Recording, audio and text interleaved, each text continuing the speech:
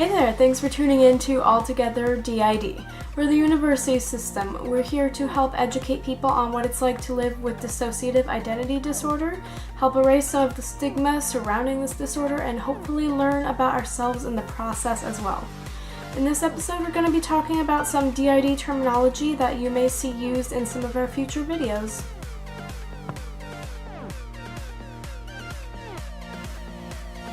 Alters. This is the term we see most commonly used to describe the different people in a DID or OSDD system. While some people prefer to not think of their alters as parts, many people may call their alters parts of themselves. As for us personally, we used to feel intensely that calling our alters parts was dehumanizing and we absolutely hated it. But we've found a middle ground where we do feel they all make up us, and we simultaneously view them as both parts of us, but also their own people. We've heard the term system member, headmate, though we don't tend to use those ones personally. Other people may call their alters dissociated self-states, identities, or personalities. Whatever the term is for the individuals in your head is your decision. We just recommend understanding the connotations behind each one when you decide what you want to use. If you're the loved one of a system, be sure to ask what terminology they prefer before jumping straight into calling them a certain term. I'll get more into detail on different types of alters later on in this video.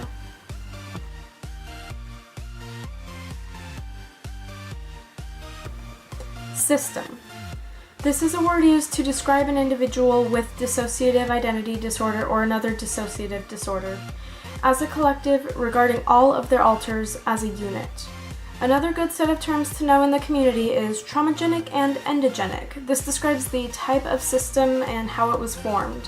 Some people say quogenic or mixed system if they're unsure of how their system came about, or if they feel some alters are not stemming from trauma. Many in the DID community feel that endogenic systems and people who use similar terms to describe multiplicity are invading trauma spaces. Dissociative disorders are caused by trauma, but what a lot of people may not understand is that there is no single specific type of trauma that causes DID. Really, the biggest descriptor is just chronic, but there is no right kind of trauma. While many systems are from child abuse or neglect, systems also form from other traumas like war, natural disaster, or medical trauma. There is no definition of too much or not enough to recognize and heal from a trauma, and our personal take is that non-traumagenic systems are spreading an unhealthy idea that leads to people not facing their trauma and healing. A singlet is just a term for a person without alters. We don't view it as a negative term, and singlets can have trauma, even PTSD, or different levels of dissociation. It's not the same thing as them being neurotypical, which just means no mental illnesses or developmental disorders.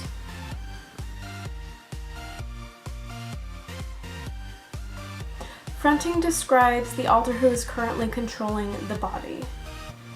Co-fronting is multiple people controlling the body at once, while co-conscious means that while one person may be controlling the body, others can watch and often remember what happened. One of the best analogies we saw, and I do believe this was from the first YouTuber we watched, Multiplicity and Me, I'll link to their channel below, is that if you're driving a car and you're behind the wheel, you're fronting. Now, having multiple people driving the car at once might be a bad idea, but multiple hands on the wheel would be co-fronting. And people who are in the passenger seats watching the drive, but maybe talking with the driver, but not actually doing the driving, that's co-consciousness.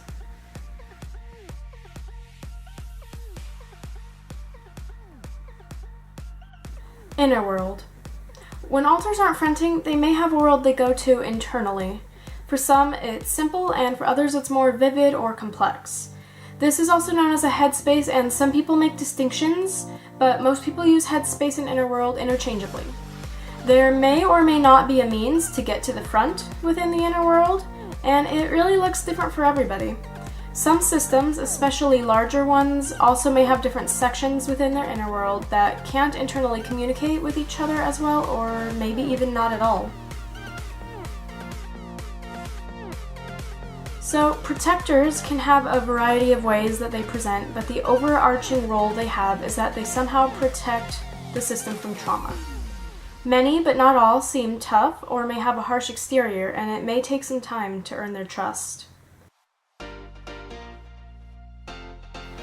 Caretakers have a loose definition, but generally they care for more vulnerable people within the system, such as littles or those who hold difficult memories. Host has an even looser definition in our mind. Many systems have an alter that takes care of day-to-day life, is capable of handling daily things like work or school, and doesn't have much memory of trauma. They may have their own mental health difficulties like anxiety, depression, or even PTSD symptoms despite not having memories of the trauma, but they're still generally a person that is around for day-to-day activities. Some systems may have one, others may have many, and depending on the definition, some could even have none. We don't have one specific alter that is a host, but we do have a handful of people who are capable of going to work and presenting in a way that works on a daily basis.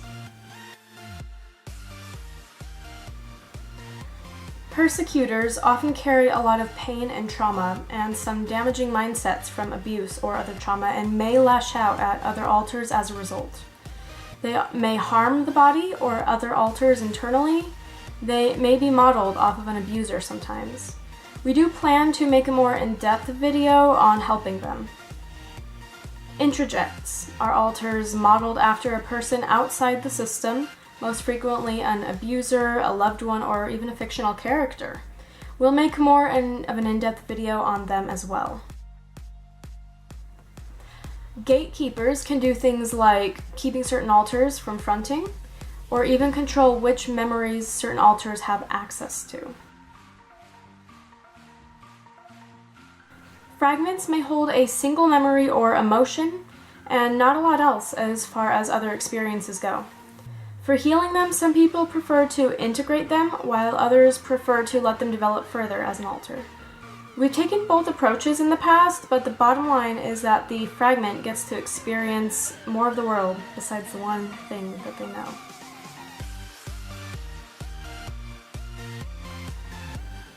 Subsystem. An alter may have their own alters within them, with their own names and roles as well. This is common in larger systems and even smaller ones too.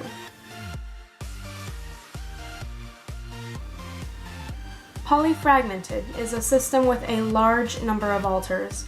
The exact number is debatable, and there isn't a specific cap for polyfragmented or not. Some psychologists vaguely say dozens, others say 100 or more.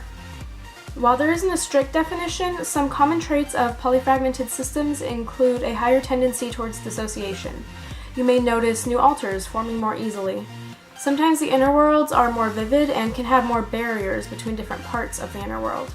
Frequent switches are common as well, though it's also common for more blurriness to exist between people, and sometimes the lines between who is fronting may be less clear for some.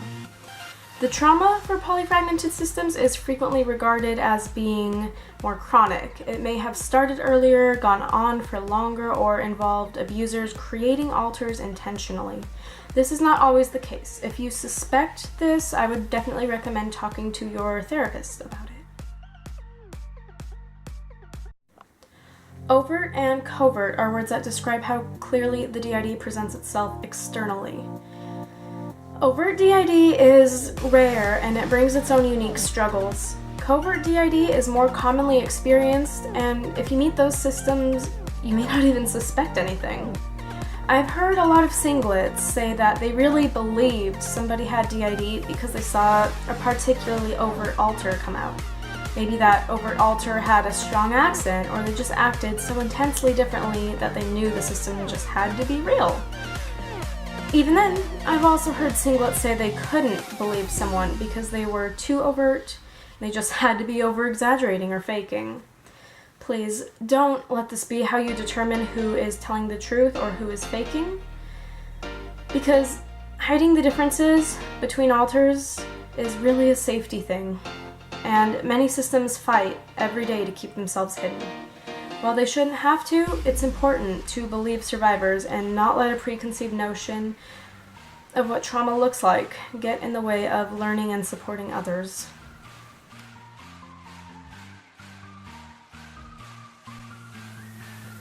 Hopefully this video helped you understand some of the terms that we'll be talking about in coming videos. We acquired some advice from friends and commenters on our stage presence, our filming, and video editing. So we really appreciate the input and we tried to incorporate it into this video. Well, thanks for watching, and as always, stay together.